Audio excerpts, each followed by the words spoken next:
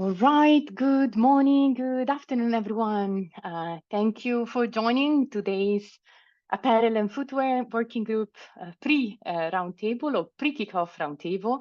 It's fantastic to have many of you connected, and thank you so much for contributing to our work in apparel and footwear value chains.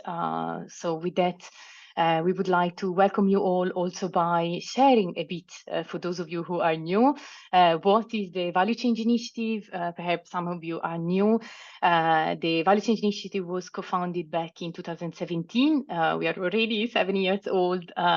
We are a forum of practitioners composed by 105 members.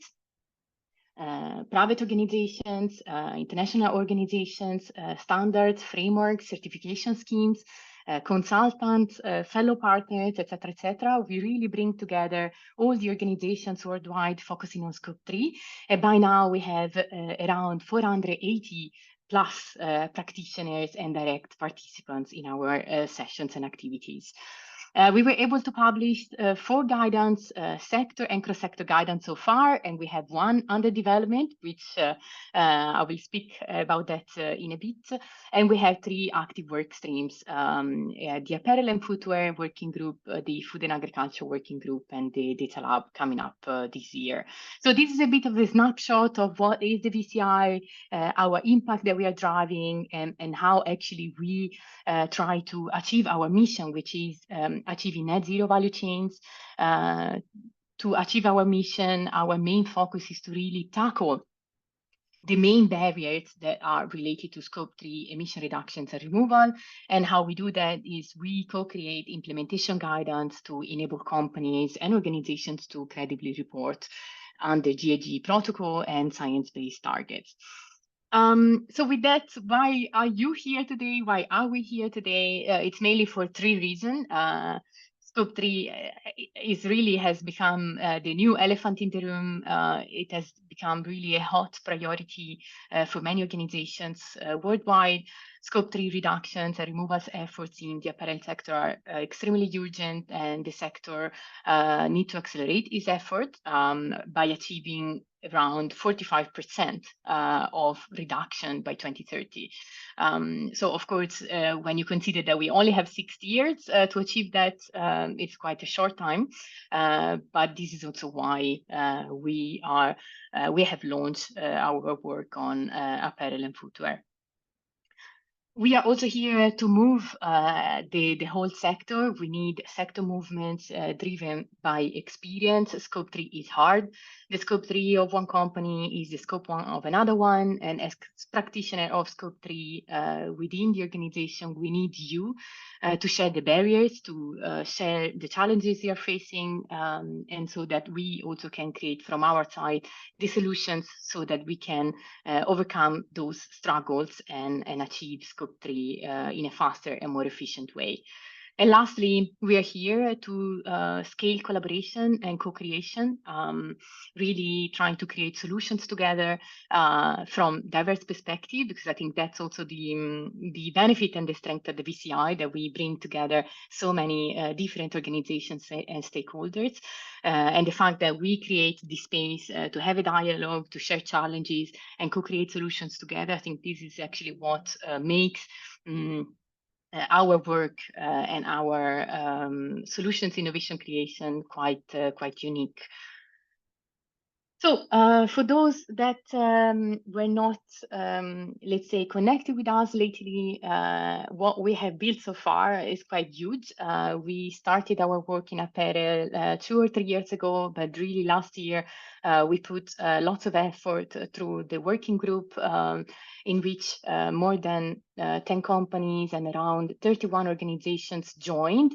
And together we built this pathway for net zero value chains in apparel and footwear sectors. We started from the prioritized challenges and barriers that you can see at the bottom. So we really identified what are the top challenges when it comes to Scope 3 emissions reduction and removals, and we prioritize a couple of challenges across the different tiers, from tier 1 to 2, 3, and 4.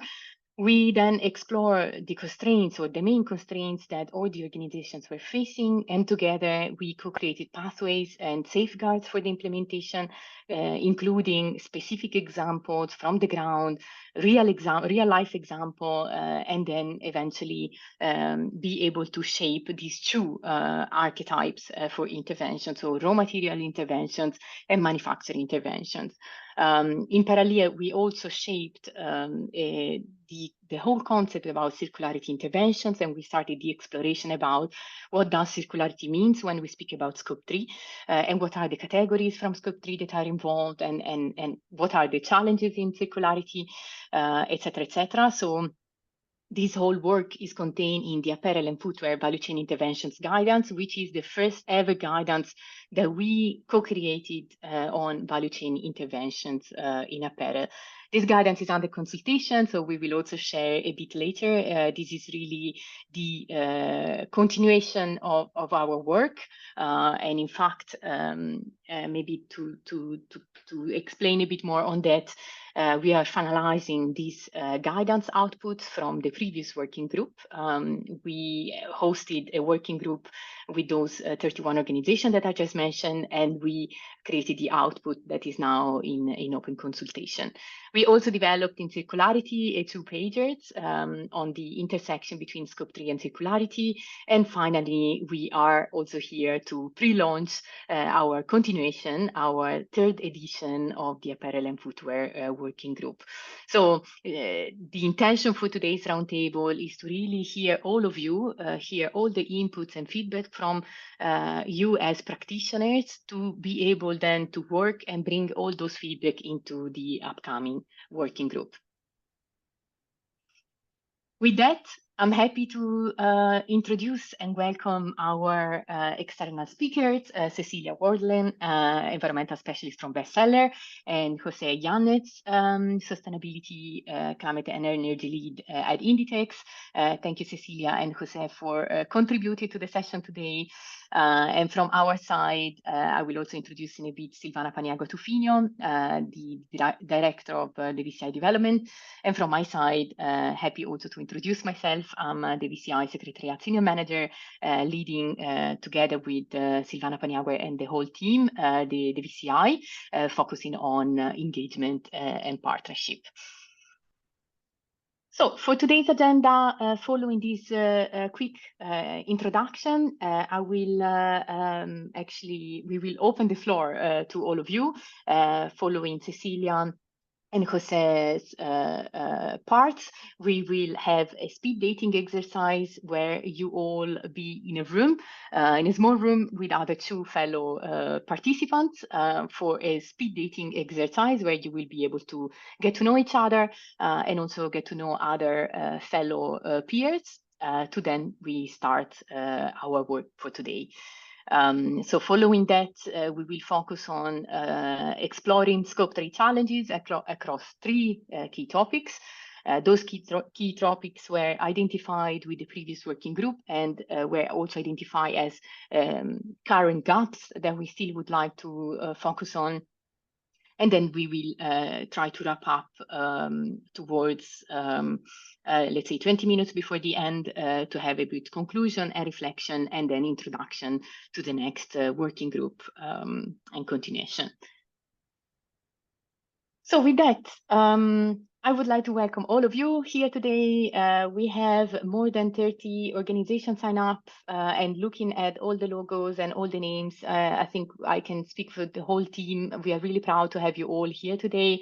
It's really exciting in 2024, starting a new working group, but also starting tackling new challenges and new solutions. So thank you in advance for joining. Great. So with that, we have asked Cecilia and Jose to actually help us break the ice, and so they will share a bit their introductions, and then we will divide into breakouts so that you can all introduce each other. So please be ready with your cameras on later and your mics on later after Cecilia and Jose. Cecilia, can I call you first? Yes, of course. Always happy to go first. Go ahead. Yeah, okay, so hello everyone. Looking forward to the next round of Value Change Initiative. It's always super exciting and informative and challenging and, you know, all of the above to be involved. And yeah, so I should say my name's Cecilia. I work for a bestseller in the sustainability department. I am an environmental specialist and I specialize in quantitative sustainability impact. So meaning the actual accounting and the numbers side of it. This is why this kind of, you know, these working groups have always been super interesting for me because, you know, as accounting experts, we are kind of on the front line of this challenge, let's say. Bestseller was part of the previous working group. I don't know what I should call it, working group, let's say. And we really loved it. We learned so much. And it was just, it's given us so much information and we really felt like we were able to give something back to the community, let's say. And we also really got to know a lot of really great people, both at VCI, but also at brands and other people, implementing partners and so on. So it's been truly amazing. And we were just, you know, we didn't doubt it once to join the second round. We were just so excited. And then significant barriers to address scope 3 in the apparel sector. Yeah, I mean, accounting is one part where, like I said, I work in, you know, I will be the one responsible for kind of doing these calculations, but even at, you know, further out in the organization and at suppliers, what is actually the incentive to kind of do these interventions, you know? And even if you find a supplier, let's say, that's willing to do an intervention, how can you take those into account? You know, how can you take those improvements into account? Because then you have to work with really big suppliers. Maybe you know, the supplier that you're big for you, that the supplier that's big for you is actually kind of working with someone else, and you know, the landscape is so complicated. So yeah, it's how should I say, what are the significant barriers? All of them. But yeah, I'm looking forward to discussing more. I'll pass it on to Jose.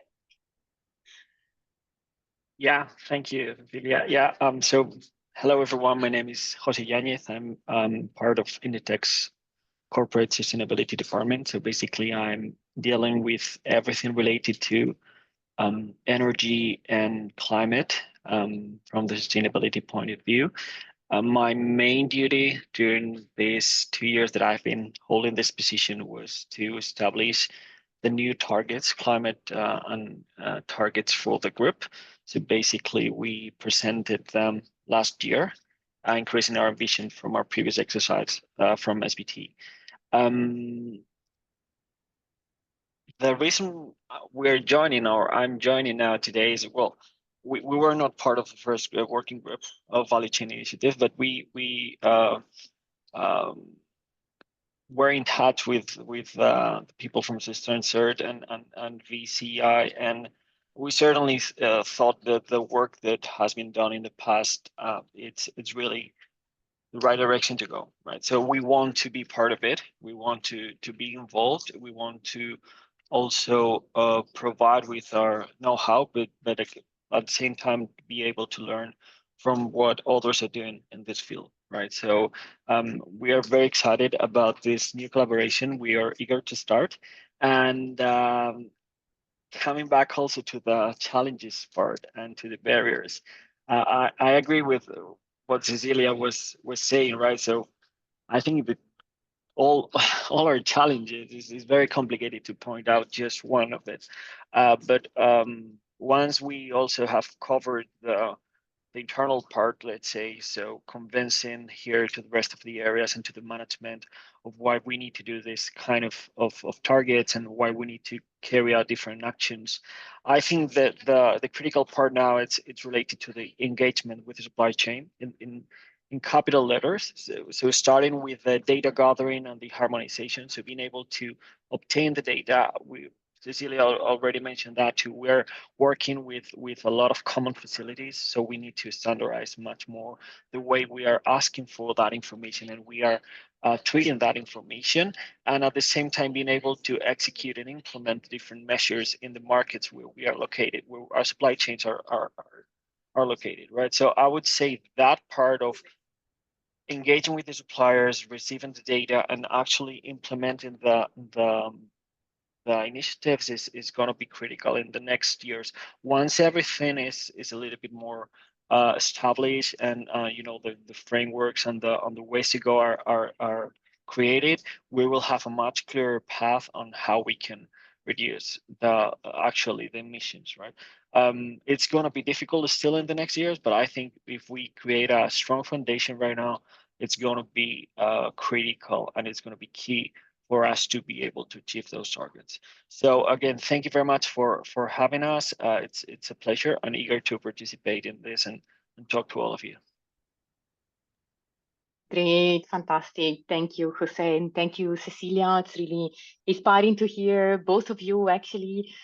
Indeed, challenges, but we are here to really tackle them one by one. And I think, Jose, you really wrapped it up really well in the sense of we are here to build the foundations together and harmonizing and really working on those key issues to then actually really achieve those quite ambitious targets. So great, thank you both. So with that, we will start the breakouts. So what we are going to do is we will divide into groups of 3 people. And as Cecilia and Jose have kindly done until now, we will actually have a small introduction. So you can share your name, organization, role, and we would like to ask you 2 questions to discuss in the groups. So why are you here today? And then what is the most significant barrier to address within the scope 3 in the apparel sector, and specifically for our upcoming working group? So you will have 10 minutes, 5-10 minutes. And so, yeah, please enjoy it.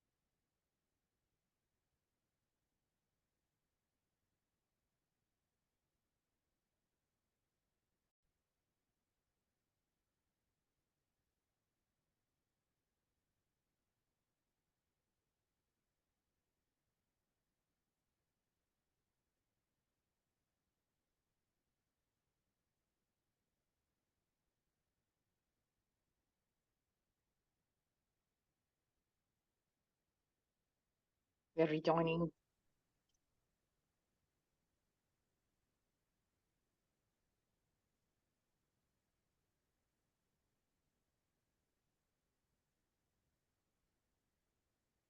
Great, everyone is returning back to the plenary.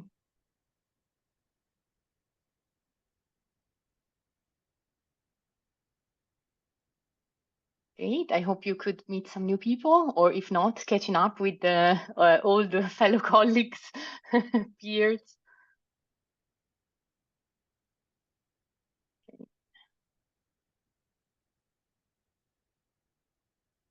Okay, great. Welcome back. How was the discussion? Any reactions? Too short. We got. Okay. You're right. Always too short. Great. All right. So I hope you enjoyed this interaction and opportunity to meet new fellow participants. And with that, we are ready to start. So I'll give the floor to Silvana for the exploring the Scope 3 challenges part. Yeah, thank you very much, Fran, and thank you everybody that is here today. I am super happy to see a lot of the members from the last working group. And also I'm very excited to see new faces. Before we go into the challenges, so one of the things that we want to share, and I think that to some extent in my breakout there was a mention. For us, the fact that you are joining this working group, or to that extent, as also any other working group, is super important for the sector, right? Because this type of groups, this type of fora, they actually help to exercise the muscle of, like not only dealing with complexity, but also making things happen, right? So that's for us, this is a great start. We know, and from experience, we have been running with VCI a lot of different working groups with the VCI approach. We know that solutions, they don't emerge, like out of the blue on 5 minutes. They take some time. If we really want to get to solutions, to concepts that address many levels of complexity that are really sustainable in the longer term, that is going to take some time, right? So yeah, I just want to say that. Then the other thing I just want to quickly just say, why are we talking about challenges? Because I know that also in VCI, that's one of the common things, like, oh my God, again, challenges, like, let's talk about solutions. Yes, but also, VCI, we work a lot with these transitions. Scope 3 is a rather emergent area of work. The first standard was published around 13 years ago, something like that. So you can expect that a lot of the things we were not prepared for, right? So there's a lot of things that we still don't know, we don't still have name for, etc., right? So we talk about challenges, right? Because we want to get to really, resilient and thriving net zero value chains, but for that we need to do a lot, right? So one of the first things, and the obvious, is that we need to first speak the same language, and seems obvious, but it's super difficult, especially in places where there is no maturity yet, right? So Scope 3, yes, we all know Scope 3, but perhaps, some of you might not be familiar with what we mean when we say value chain intervention. And of course, we keep on going through the different topics, insetting, or, abatement, etc. So it's super, super important that we really strive to develop, to speak the same language. And then also, of course, once we have done that, we really need to document, share the knowledge, share experience, not only to share it inside this group, but also outside, because a lot of the stakeholders that are relevant in the Scope 3 arena, they are not familiar with the intricacies of the everyday business in the value chains, right? So we need to really put it together, put it on paper and share it. So that's also important. We need, of course, by speaking about the challenges, we're able to align on a common agenda, we're able to agree on common objectives, we are able to agree on how we're going to measure progress and report that. And of course, again, all this starts with challenges. And the thing about challenges is that they keep on moving, right? So for us, this is also having these conversations. Those of you that are familiar with the way that we work in the VCI, we keep iterating with the challenges because they are never the same. They are not static, right? So we need to respond to a huge number of variables in the challenges. Today, that's we're going to use this session to build upon a little bit what we did in the last working group, but we want to go one step further. We want to update. We want to get your input as a representative sample of the sector, and then we want to continue with this work, right? Now, as I mentioned, we are going to work the way that we have structured the discussion is using the material that we have from the working group that we have been closing with the output now at the beginning of 2024.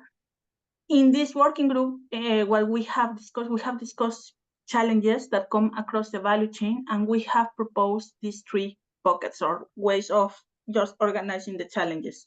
Now, I know that the data and accounting challenges, those are the most prominent because, of course, we're in this Space 3 arena. As I mentioned, always is our bread and butter, right? But the thing is that we're also emphasizing intervention, design, and implementation and enabling environment challenges. Why? Because there are a lot of interdependencies, right? So we cannot just treat data and accounting as this is just like the domain that is going to move everything. No, we really need to see what is happening in the other areas as well, to really reflect together and just together understand what it means, right? So let's go now that we're ready. So again, the discussion, we have a bit of a formula, a bit of a routine for these challenges. So what we want to do is just have a bit of a plenary moment to present the challenges or what we mean with that bucket of challenges or all the different things that are into that bucket. Then we're going to go into a highlights moment, you know, that we're going to use that to get your input and also to have a bit of discussion as a group. Please, in that moment, we're going to ask you to participate, to give us your opinion, not only through the AHA, but also, you know, you can raise your hand, you know, give your feedback live on the session. And then after that, we're going to just close that with some of the reflection of the concrete actions that we have done this on 2023 of what we have planned to do in 2024, right? So, yeah, but this is just to see how can we make all discussions actionable and what can we deliver as the VCI team to work on towards solutions for these challenges. Now, let's start with the first bucket of challenges, which is the intervention, design, and implementation, right? So in this bucket, we just put the challenges that is across the value chain, you know, the biggest barriers that we consistently find. The first one we're mentioning is the lack of coordination and alignment due to fragmentation, right? So we know that the apparel and footwear value chain is really complex.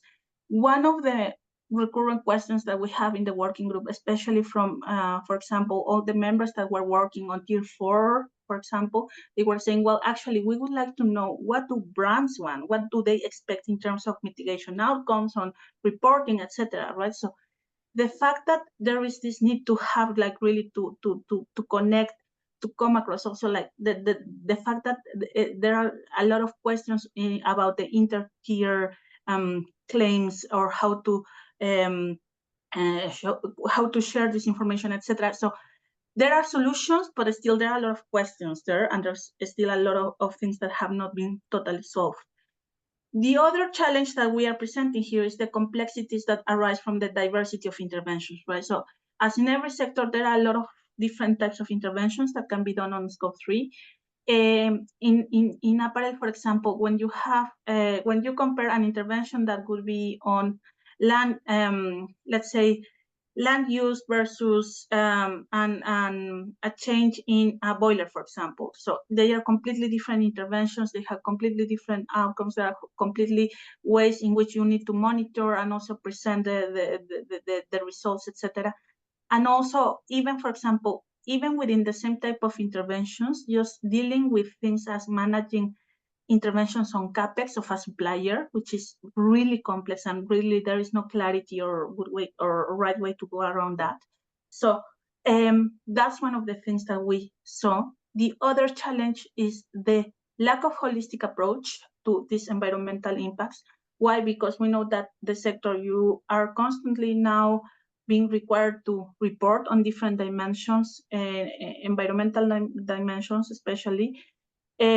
What we know is that also that is increasing the reporting burden, but also there is usually no convergence in this on how these things are reported, right? So that's also one of the challenges for the parties that are active on the scope 3 space. And the last one that we want to mention on this category is also the lack of sources for funding, because and to some extent, as the result of some of these challenges that we have just mentioned, then investing in a value chain intervention, in a scope 3 intervention, it's perceived as high risk, right? So there is not really the right instrument to, there are the right mechanisms to invest, or it's really difficult to really make the business case for these investments, right? So in a nutshell, we just want to go on big headlines on these buckets, and then we move to the highlights moment at this point to get some of your inputs. Now, Mariana, can you share the highlights?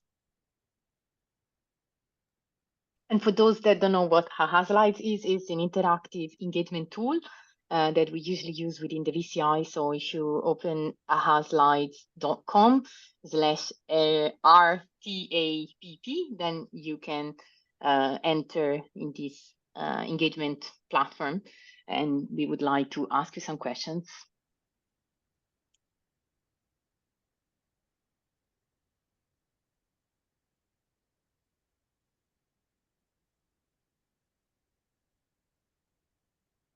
Great.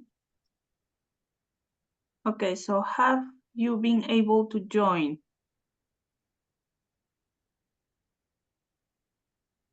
You can also send the link here. One moment.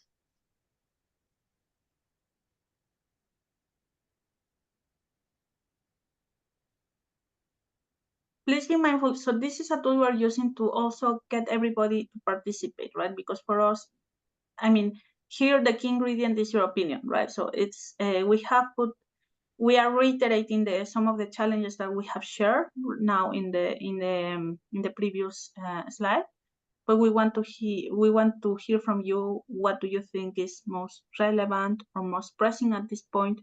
And then we're going to move on to understand if there are some other missing or what other things that you want to propose at this point. So I submitted in the background, it's just not showing up on the slide. So I think people are submitting. It's just not showing up on this page. Can you refresh? I just did, and it's still the same thing. Yeah. Thank you. Oh, yes. Great. Thanks, Mariana. All right. So question 1, which one do you consider the most pressing challenge? So we have lack of coordination and alignment due fragmentation, complexities arising from diversity of intervention options, lack of a holistic approach to environmental impact. So this is also considering perhaps water, biodiversity, nature, etc., limited sources of funding. So I think the majority of you I really agrees with the lack of coordination. I don't know if there is anyone that would like to say something here on the lack of coordination piece. Maybe Peter, as you also unmuted before, would like to go first? Sure. Yeah, I just think whenever the rules are unclear, there's a lot of people sort of sitting on their hands waiting to do things, and the path is not clear. If you make actions today, we don't know where the land section removals guidance will land. We don't know if that allow brands to actually, the efforts they're going to now can actually make progress towards their goal, depending on the way those rules will land. And so it's created this confusion where everyone's kind of like leading to a lack of action. And I think we need to really just kind of get behind it. And the rules need to get finalized. We need to get behind it and just do something rather than waiting. So yeah, thanks, Peter. So I think to summarize, like act now, right? More joint collaboration and convergence between standards and all the different stakeholders, and also harmonization, if I understood it well. Yeah, perfect. Great, thank you. All right, so the second other element was the complexities arising from the different options when it's about implementing an intervention in the ground. So I don't know if there is maybe an organization here with interventions in the ground that would like to add on this.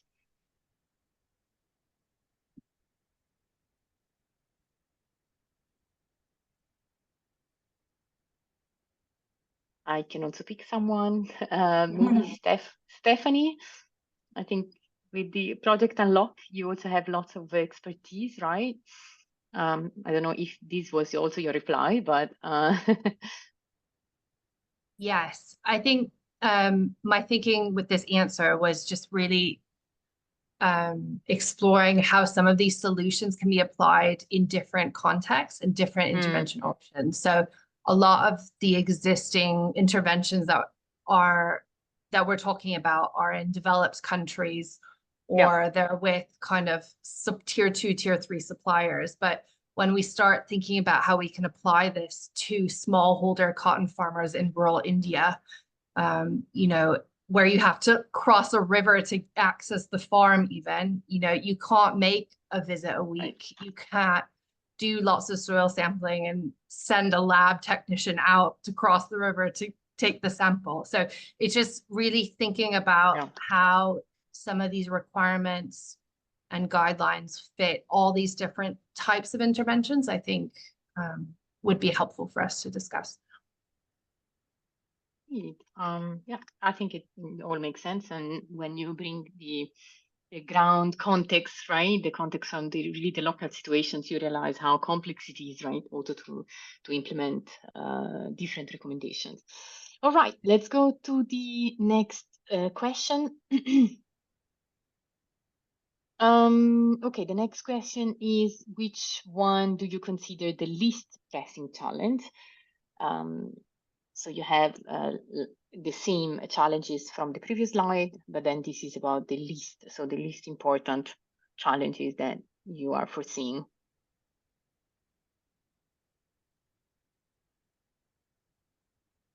Okay, the first one is funding. Seems not to be a challenge. It's great. Great. Great. I think it's a great response. Do you all agree, actually, that funding is not a challenge?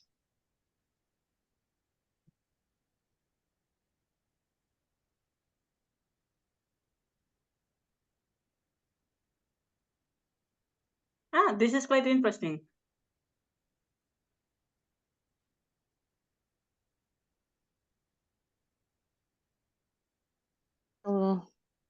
Yeah, I see also some of you are joining the haha slides. Thanks for participating and staying engaged. So, well, so far with the current result, it seems that the funding is not actually one of the pressing challenge, and instead, one of the perhaps least pressing challenge is then the lack of holistic approach.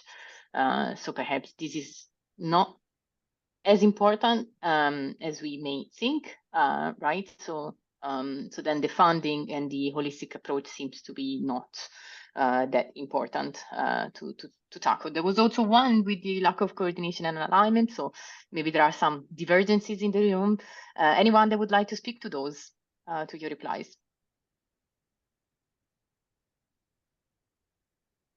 Maybe let's hear one on the funding piece. Let me see, I think I also saw some investors broker or interventions brokers. Also some companies. Jose, you also spoke before. I don't know, what is the situation for Inditex? Yeah, well, I selected the limited resources, but there is kind of a catch here, I think. When we're talking about resources, I think it's not a problem of the quantity of the resources, but more on the way they are managed, right? I think there are a lot of opportunities out there for being sustainable, both in a social and environmental way, and an economical way. So I think it is more about, it's not a lack of the resources, but more the way we manage them in order to focus on what really matters. So it's not that we have unlimited money to spend on this, but it's more that we need to reprioritize the actions that we're carrying out and how we allocate resources in order to meet the targets. And that also, it's related to what we saw before. And I think this forum is very important also. It's to act in a collaborative way to avoid overlapping from different companies on the same topics, and just not reinventing the wheel, but actually putting the effort on what it's necessary to carry out. So that way, it's not again, it's not about all the lack of resources, but it's how we can optimize them the best in order to achieve the goals that we are aiming for, and that is going to be critical in the next years. Yeah. Fantastic. Yeah, I think you outlined it really well, Jose, and I think probably lots of organizations here agree with how to manage them and how can we basically join efforts, right, to kind of also decrease stranded assets and increase the ROI potentially out of these activities. Great, thank you for that. So I think there was also another question. Yeah, we can go forward. Yeah. So are there any other challenges missing? So this is really for you to provide inputs.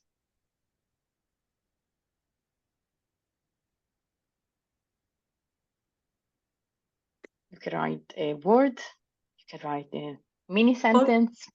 Also, we're moving into the data and data accounting and enabling environment challenges as well, right? So if there is something in terms of intervention design and implementation that we should consider, that would be important.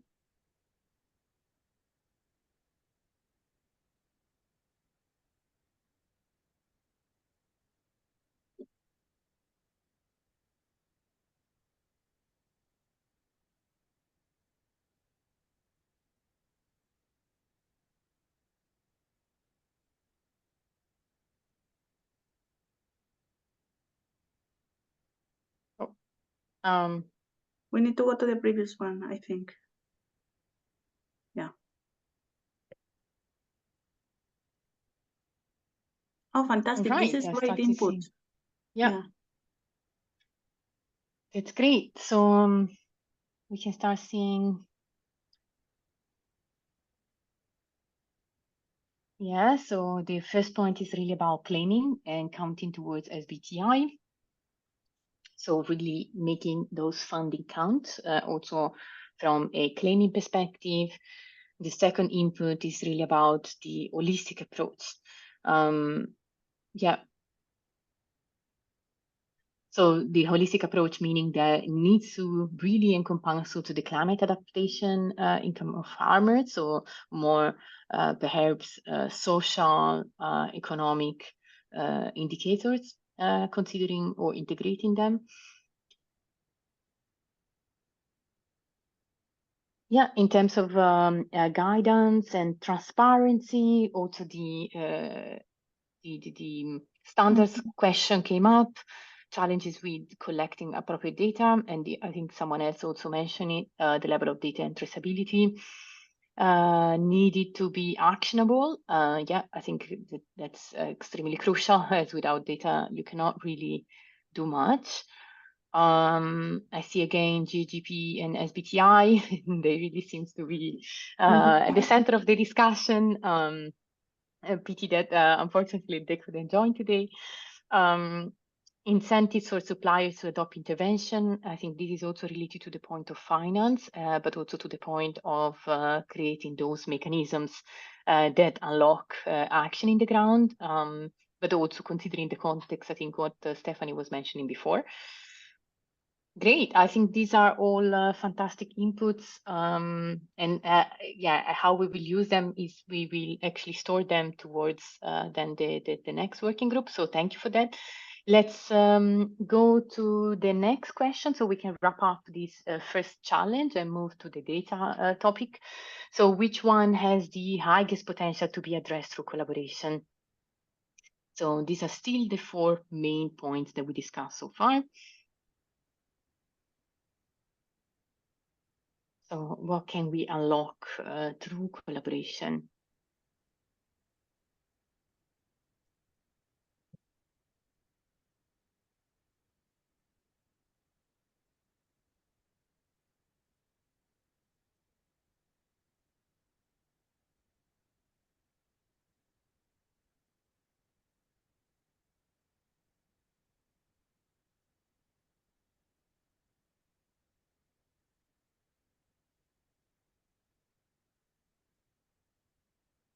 Great.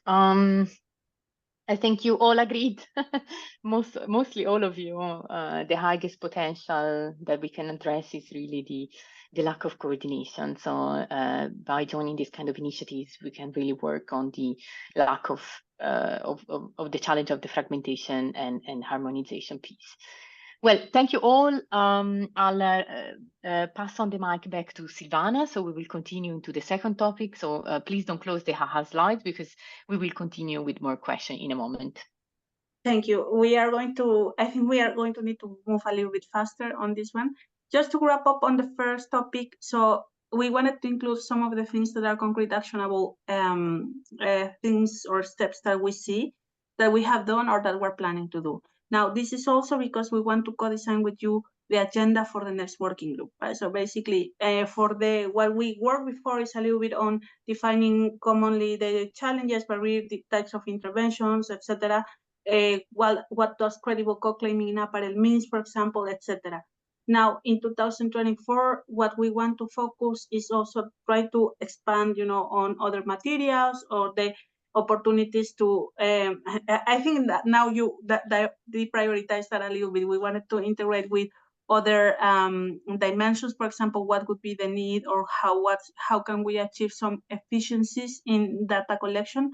But that's and that we will explore in the data lab, for example.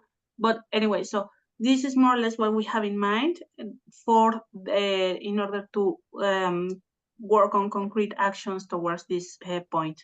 Now, moving on to the next bucket of challenges. So the next one is data and accounting, and perhaps, Fran, we have to focus a little bit. We have to spend quite some time on this one because this is a very strong one.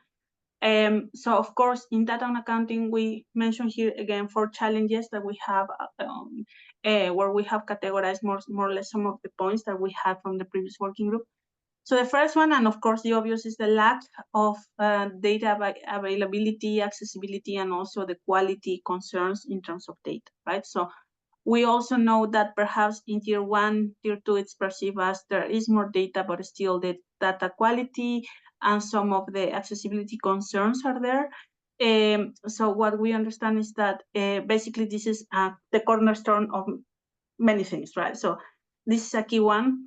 Then, of course, the lack of consensus and guidance on fundamental concepts, that's also an important one, right? Because we need to understand some of the concepts to operationalize, like if, for example, just talking about this land-based emissions and if we defining the sourcing region, right? So what is it as a sourcing region? How does it look like for the materials like cotton, for example? That's one of the examples. We have done a little bit on that, but we want to go deeper into that.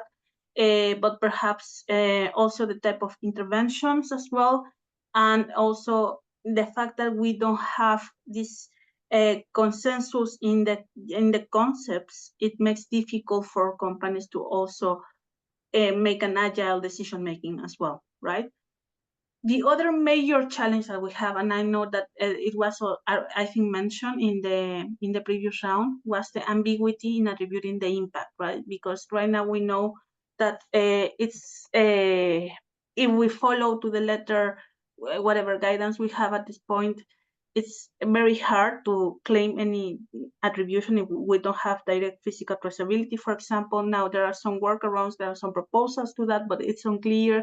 Also, it's ambiguous. It depends on the interpretation that you have also in the previous working group. And also, I know, Peter, we did a lot of work on that, trying to understand how we were supposed to interpret the chain of custody models applied on that. So this opens the door to a lot of questions. There's ambiguity, and that's actually also hindering is stopping companies from moving faster and forward with some of these interventions. Now, the last challenge we want to present is the complexity in quantification models and calibration requirements. Just to say that also there's a lot of or there are emerging databases, for example, models. There is no agreement as well on what does it mean, how to use them, for example. There are no rules on, if we are going to use different sources of data, how to bridge data gaps, etc. How could we make it credible? Because we know that it's impossible to have good data for everything, primary data, but if we don't have that, what do we do, right? So in a nutshell, this is more or less what we have captured in this category. We can go to the high slides and perhaps go into the discussion.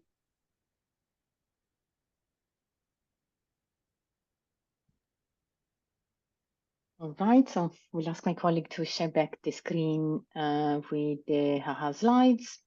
So we only have 2 questions for this round.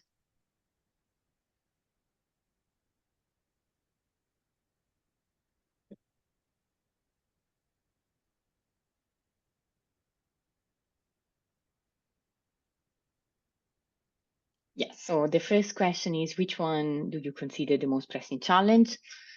So following Silvana's presentation, you have seen what are the 4 challenges.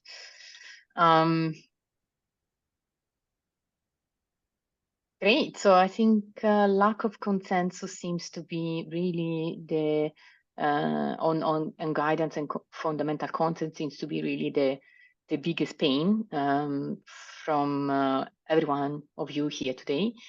2 are also on limited data availability, which is interesting, actually, maybe surprising a bit. So it really seems that the guidance on fundamental concepts is really what should be the priority. Maybe anyone that would like to jump here and add some insights? Yeah, and also to give a little bit more of detail on which are the concepts you think they need to be prioritized on this. No.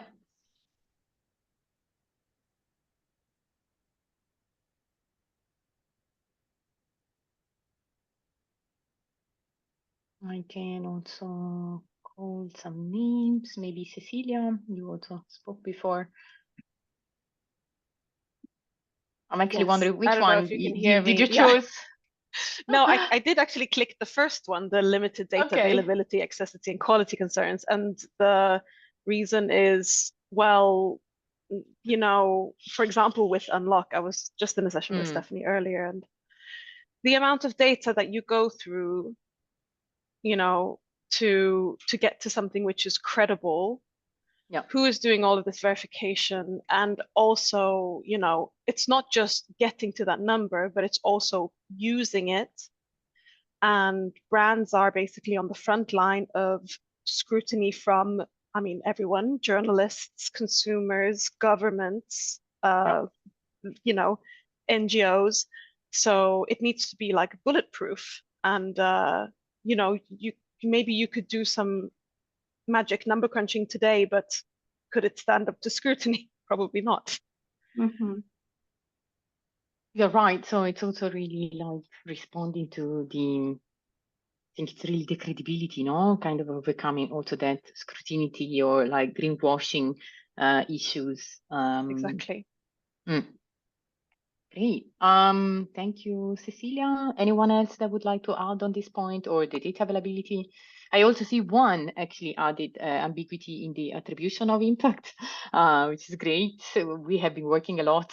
Maybe it seems that we have been working already a lot on this point. So maybe the message is just focus a bit less on that. All right, then let's go to the next question. And this is also an open question. Are there any other challenges that are missing from those 4 that we just mentioned? So the data availability, the lack of consensus, attribution of impact, and quantification models complexity.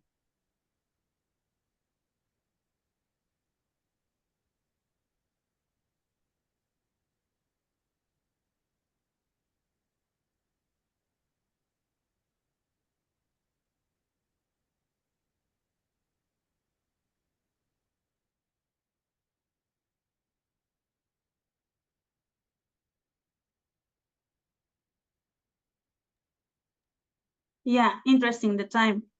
Yeah, we also had one of the challenges we had as well from the previous working group was also for instance, the reporting timeframes, which are often conflicting as well, right? So that's and of course, like which are the assumptions that we can use to account for these different interventions. That's also another one. Yeah.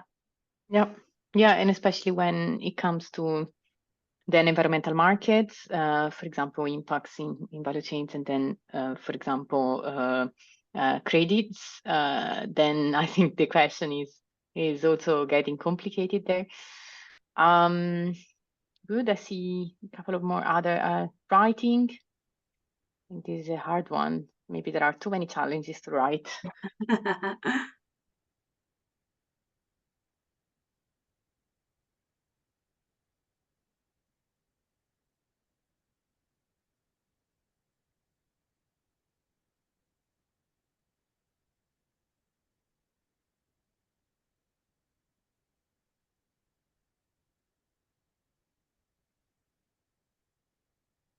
All right. Yeah, I see some people are typing. Yeah, maybe we can read the last one, but please continue writing, then it will be saved for also the working group. This one is on LCA-based claims and as well as scope 3. So the claim piece is returning back not only for the first issue that we analyzed, but also from the data and accounting perspective. And probably, yeah, being used in parallel. So probably the question is like, what are we supposed to do? How to claim, how to credibly claim, going back to the point of Cecilia earlier. Avoiding a competitive environment. Yes, if credits, or I'm not sure if it's impact unit here or we're referring to environmental Mitigation markets. outcomes. Mitigation outcomes. Yeah. Yeah. Yeah, so how to encourage the supplier. So maybe going back to the point some of you mentioned earlier on the incentives, the confusion, how to go about setting and meeting flag goals or targets, best practice for rebaselining scope 3 inventory with better data. These are all fantastic points. Actually, yeah. I think so far some of these elements are new, so it's great to see them here in written and also to save them for our future discussion. All right, we will continue with the next point, with the next part. Silvana, back to you. Yeah, thank you, Fran. I also wanted to add just the person who submitted the flag question in the context of the Food and Ag working group. We're going to have on flag 1.1 because there's an update on the flag guidance. So perhaps also we can part of the objective of the work that we do is also find this interconnectedness in the different lines of work that we have, right? So that could be an interesting question to come back after these sessions as well. So I'm going to move towards the just wrapping up this topic, and again just having a high level overview of what we're doing and what we have done and what we intend to do. So first, we in terms of accounting and on data, of course, what we started to do is just co-creating some of the solutions, some scenarios to move forward on these value chain interventions, exploring some of the constraints that we found. So for example, free riding, and we know that's a big topic, and also understanding what are the implications, what are the options, what are the enforcements that are needed as in the ecosystem as well, to do a little bit of more advocacy and being more vocal as a sector there, etc. Right? So we did that type of exploration there during the last working group.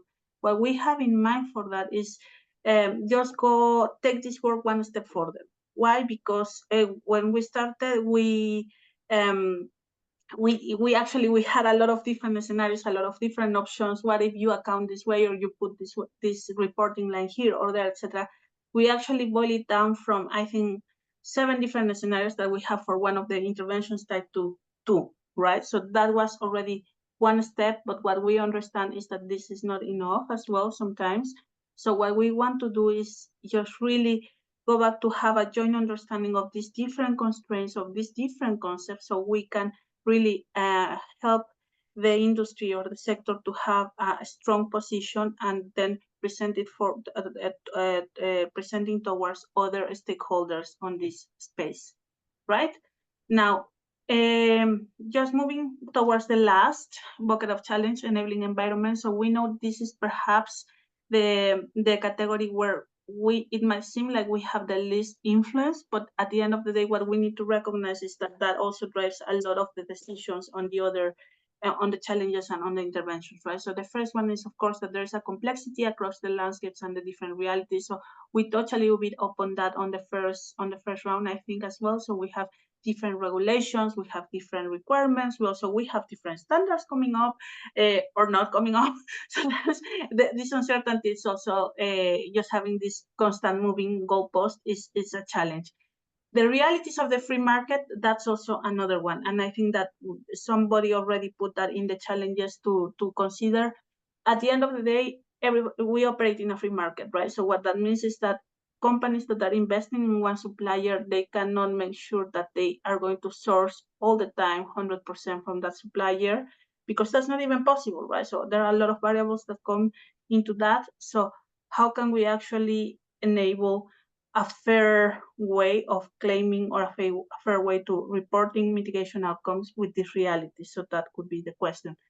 Then the next one is, of course, the lack or unclear internal business case. And we are not talking only about financial return, because as I think Cecilia shared, it's very difficult for brands, especially that are like subject to public scrutiny, to make a claim, right? So there are even sometimes, even if companies are making the investments for these scope-free interventions, that doesn't mean that they disclose this information because of this challenge, right? So that's one of the things what we want ideally, and also one of the areas that we want to become stronger, is just trying to understand how can we make a better business case, and again, not only financially, but also in other returns for organizations, right?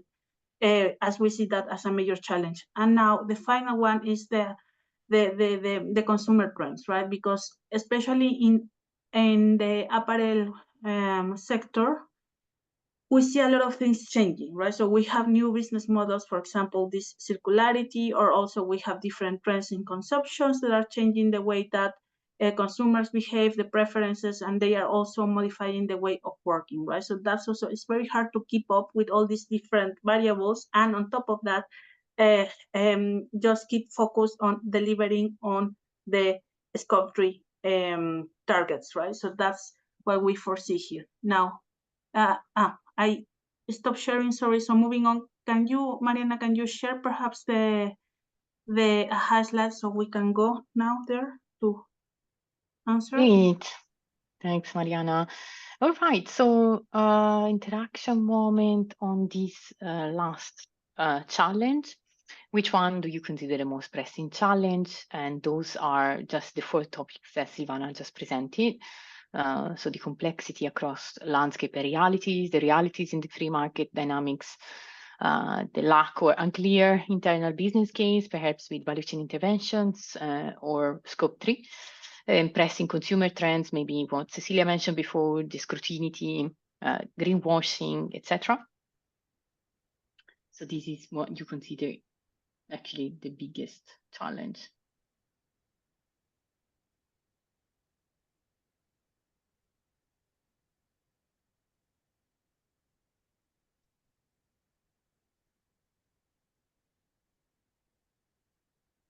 Yes, in many. A couple more of you are trying to fill in.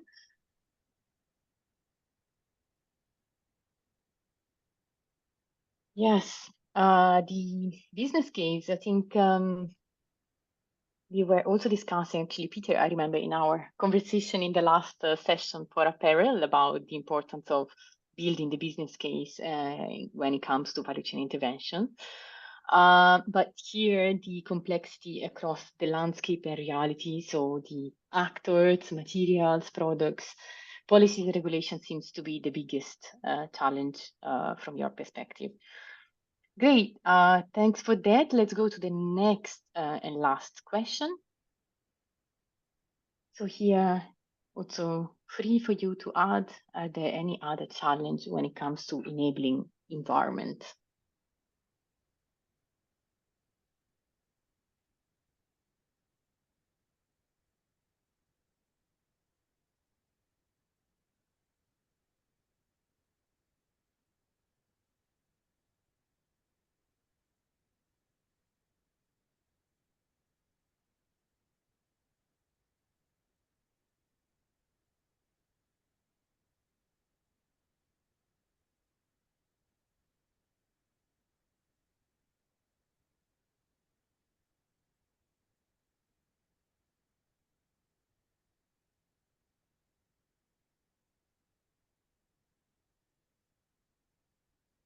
All right, I see a couple of you are writing.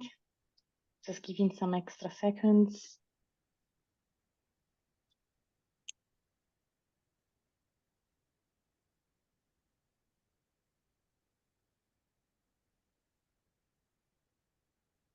The enabling environment is not an easy topic, isn't it? Different drivers, the market, perhaps the value, the return on investment, creating impacts.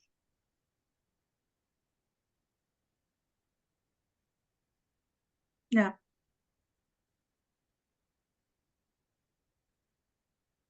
Yeah. Great. Yeah. Regulatory disclosure requirements. Yes, fantastic. I think this was a very clear message for us today. Thank you for sharing that. And then the second piece is about enabling transparency of claims at the level of the details needed to perform the due diligence. Great. Thank you so much. Please feel free to add some more elements here. This is all great inputs. It's also great that we were able to create this kind of pre-prioritization so that we can start tackling these challenges in the working group. Silvana, the word to you, and then we can start wrapping up and share the next steps. Thank you.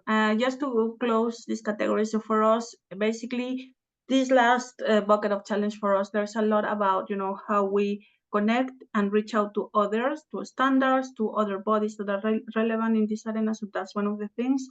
The other thing is that convergence, right? So for us, we have been working towards that, but what we intend to do during the next year is that we keep adapting to this new emerging concepts. So for example, right to report is a big one that will move a lot of the concepts around, et cetera, et cetera. So we want to explore the implications of this. What does this mean for accounting? What does this mean for claiming? What does this mean for reporting, et cetera, et cetera.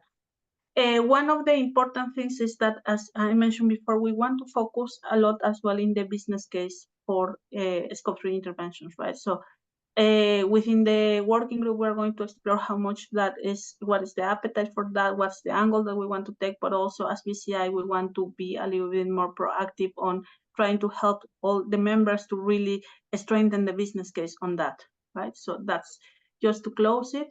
And then again, the outcomes, as Francesca mentioned, so basically for us, this is one step towards the validation of these outcomes that we are presenting. We have prioritized, and we are also identifying the gaps that we have from the previous work that we have done or what we have planned so far for the next year, and how we can actually update and refresh the priorities or or our scope of work for the next year in the working group and beyond. Right? And yeah, this is me again. So what we're going to do is also give you a little bit of a high-level overview of what we have planned for the working group. It's just a quick overview. So as you have seen, basically the intent is no other than really get critical gaps when it is needed, go a little bit further in developing the concepts, raising the questions, also clarifying the ambiguity, etc. Right? So ideally, what we want is to create guidance for scope 3 interventions. Now, we have also included some of the potential questions to explore, and this is for iteration, right? So right now we have started some of the intake calls with the new members for the working group. So of course, there is the question of how could we have a fair way to attribute and report mitigation outcomes, and of course this is one of the big ones. By the way, it's also the right moment to have this conversation as well, because there are a lot of forums where this is going to be discussed in WVCSD, SBTI, etc. Right? So this is the right moment to have this discussion and to also do a little bit more of push there. Also, for example, what does it mean the supply chain for raw materials, or also how can we work with reductions in raw materials beyond cotton and natural-based materials, right? So we have, for example, the question from different members on how can we actually report confidently on the reductions that I have in, for example, polyester or recycled materials. So that's another question that we might be able to explore. Now, also in implementation, of course, how can we what are the mechanisms of practice to enable co-investing, co-claiming, etc., and allocation, attribution, and rights to report. Again, rights to report, that's another key topic that would be for this year and the next. So we intend to follow up and see what are the implications for the sector on those topics. This is just a tentative list. Of course, what we're doing through the index is that we are creating a long list of this, and the idea is that we take this as a reference with the output, the input that we have today, also what the members from the new working group, the priorities that are established, and also knowing what is happening in the landscape. We're going to do a little bit of analysis and propose what will be the next step here. Now, in terms of the planning, again, we have planned in 5 sessions. Also, for those of you who were in the previous working group, we have what we're doing now. Also, we're implementing that in other work streams, is that we are having sub-sessions, right? Because some of the feedback that we have from the previous working group is that the sessions were usually very packed on content, and that in terms, for example, in apparel, it would impede to go into tier 1 and 2 versus tier 4 interventions, for example. So what we are doing is that we're trying to organize sub-sessions in preparation for the plenary. So basically, these are the plenary sessions or the minimum sessions that we're going to have. The others, we are going to have a little bit more of freedom to accommodate.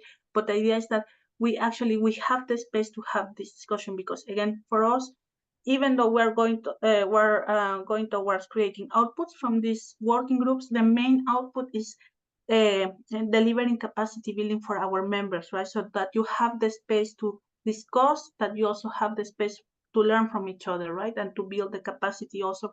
We are building the capacity together, right? So long story short, again, we have 5 sessions throughout from March until December, but minding that we might have those as plenary, but we might have other sub-sessions or subgroup sessions in the middle to accommodate for the different needs of the group.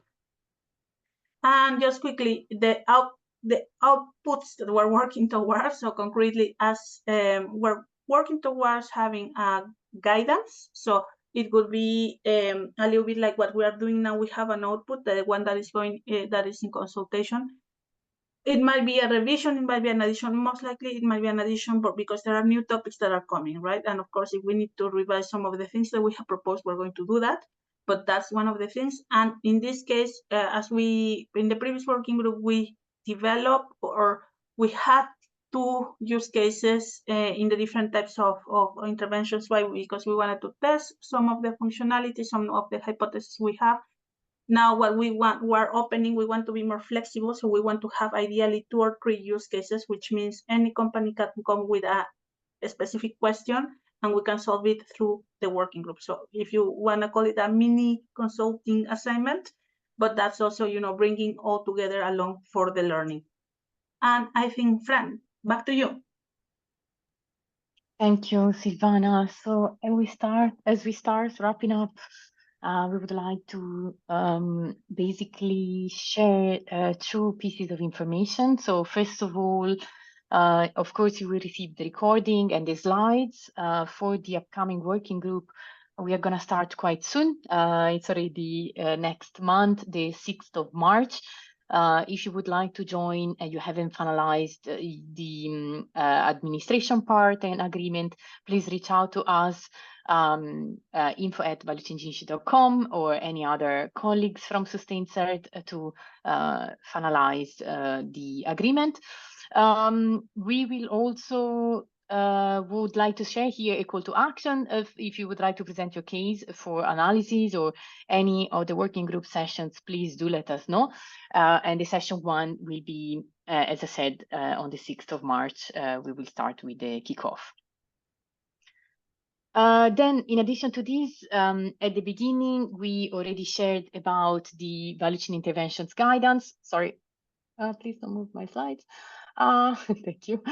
Yes, this is the external consultation on the Apparel and Footwear value chain interventions guidance.